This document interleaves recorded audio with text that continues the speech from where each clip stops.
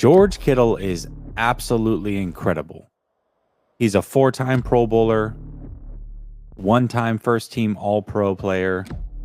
He has the second most receiving yards by a tight end in a season with 1,377 and is one of only 6 tight ends to ever record a game with at least 200 receiving yards.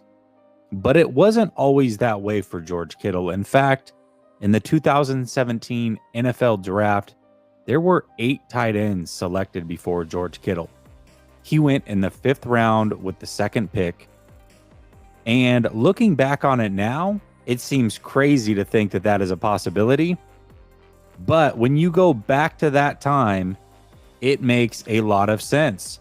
George Kittle in college only had 48 total catches for 737 yards, 10 touchdowns, and his senior year, he had 22 catches for 314 yards and just 4 touchdowns. He also missed 2 games that season due to injury. And coming out of college, he was compared to Charles Clay, who started his career as a fullback and was a decent tight end, but nothing special. So the question is, who were the 8 tight ends taken in front of George Kittle, and why were they taken in front of George Kittle? But before we get to that, I do want to give a fun fact about the 2017 NFL Draft. There have been only 5 NFL drafts that 3 tight ends have been taken in the first round. 3 of those 5 happened in the 1970s. One of them happened in 2002, and the last time it happened was the George Kittle 2017 NFL Draft. So let's get into the 8 tight ends selected before George Kittle. None of them, by the way, have ever eclipsed 1,000 yards in the league for a single season, and only one of them is still on his original team, and that is David Njoku. The first tight end selected in the 2017 NFL Draft went round 1, pick 19, to the Tampa Bay Buccaneers. That was O.J. Howard. A couple of the reasons why he was probably selected before George Kittle. Well, he ran a 4.5 140.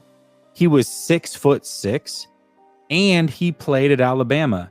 Not only did he play at Alabama, but he, in his final season, his final game, was named Offensive Player of the Game in the national championship. He capped off his senior season with 45 catches, 595 yards, and 3 touchdowns.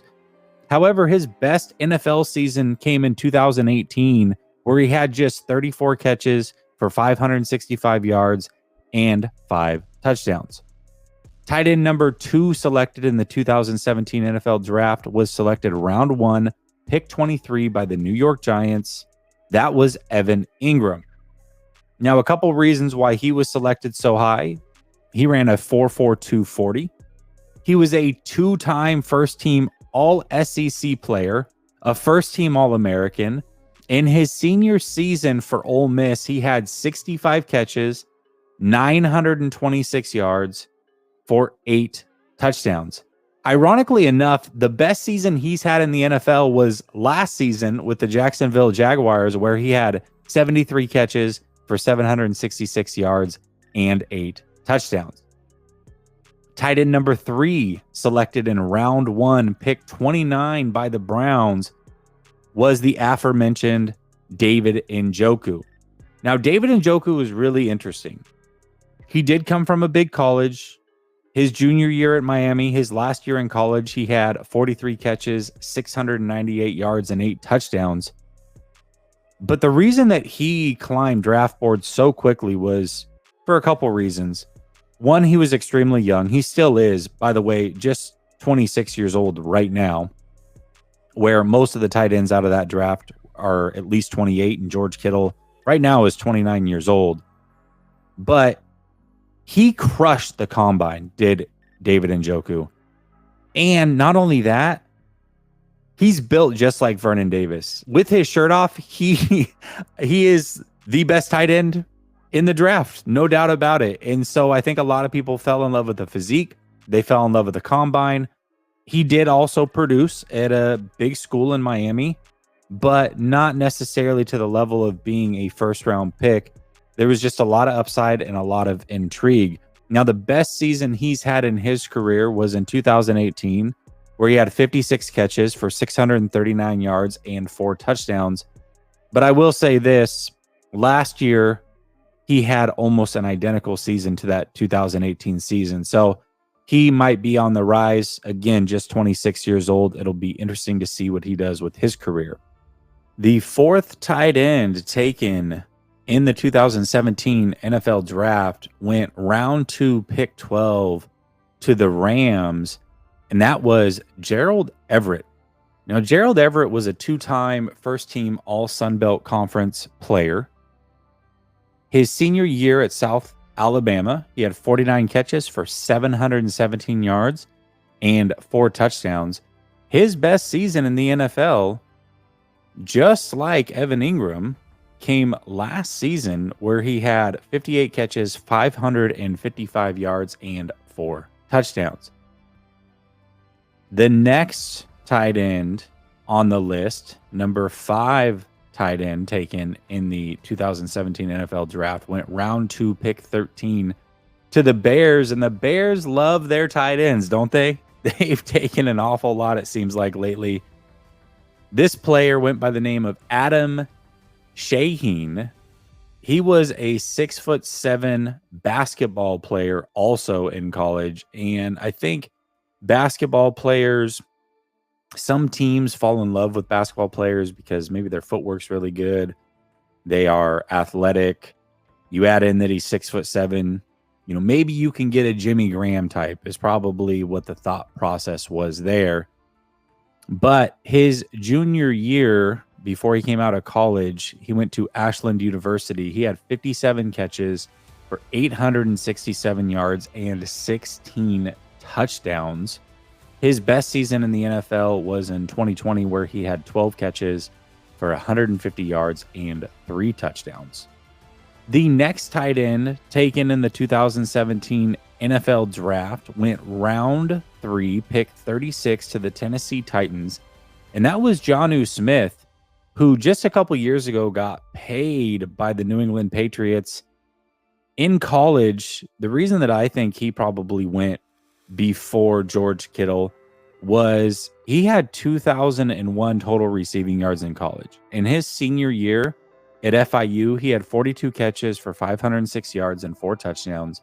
And his best season in the NFL came in 2020, where he had 41 catches for 448 yards and 8 touchdowns. The 7th tight end taken before George Kittle in the 2017 NFL draft went round 4, pick 21 to the Detroit Lions, and that was Michael Roberts. Again, another big body tight end, 6'6". He was a first-team All-American, and his senior year at Toledo, he had 45 catches for 533 yards and 16 touchdowns. That is a big reason why he went before George Kittle. That is absolutely incredible numbers. His best season was in 2018 in the NFL, where he had 9 catches for 100 yards and 3 touchdowns. And the final tight end to go before George Kittle went actually just 1 pick before George Kittle to the Denver Broncos. Round 5, pick 1. That was Jake Butt. He was a first-team All-American, 2-time first-team All-Big Ten player, 2-time tight end of the year in the Big Ten, 6'6". His senior year at Michigan, he had 46 catches, 546 yards, and 4 touchdowns. His best season in the NFL was 2018, where he had 8 catches for 85 yards and 0 touchdowns. This goes to show you that it is not an exact science when it comes to the NFL draft. I think you can make a legitimate case for each and every one of those tight ends to go before George Kittle. I don't even blame these teams for passing on George Kittle based off of what we knew at that time. But it is clear that George Kittle, by far, is the best tight end in that draft. And luckily for the 49ers, they saw something in him, something worth taking him round 5, pick 2. And the 2017 draft is actually really interesting. I'm looking at other players similar to George Kittle that were passed up in the draft over the last 10 years or so. And I'm going to be releasing some of those videos on the second channel. But 2017 in particular had multiple top end players in the NFL go way later than what they should. It's just the way it goes. Sometimes people fall for whatever reason. In George Kittle's case, I do think there was definitely a reason. Hope you liked the video. Make sure that you like and subscribe. And until the next one, peace.